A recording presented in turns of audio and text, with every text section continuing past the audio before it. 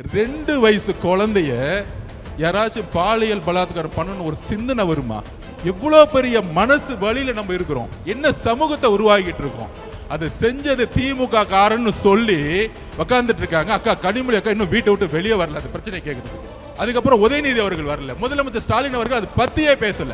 2 வயசு குழந்தை பிரச்சனை முடியறதுக்குள்ள அடுத்தது மதுராந்தகத்துல, அடுத்த தூத்துக்குடியில தன்னுடைய வீட்டுல கழிவறை இல்லையா? இதுதான் தமிழ்நாடு முன்னேறிய மாநிலமா? இதுதான் திராவிட 2.0வா?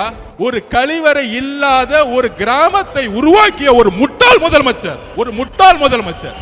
இதுக்கு மேல சொல்றதுக்கு கோபமான வார்த்தைகள் எனக்கு இல்ல கிடையாது. இதுக்கு மேல ஒரு முதலமைச்சர் இத பத்தி பேச கொடுக்க வாய் வரலன்னா ஒரு பெண் குழந்தையை பெத்து வச்சிருக்காரு.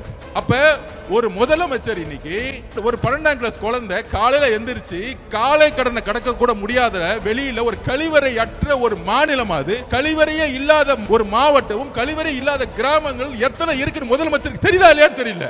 அப்ப கழிவறைக்கு போகாம, கழிவறைய வீட்டுல போகாம காட்டுல போகும்போது இங்க ஒரு ரேப் ஆகி வெட்டப்பட்டு இன்னைக்கு ஹாஸ்பிட்டல் உட்கார்ந்துட்டு இருக்காங்க.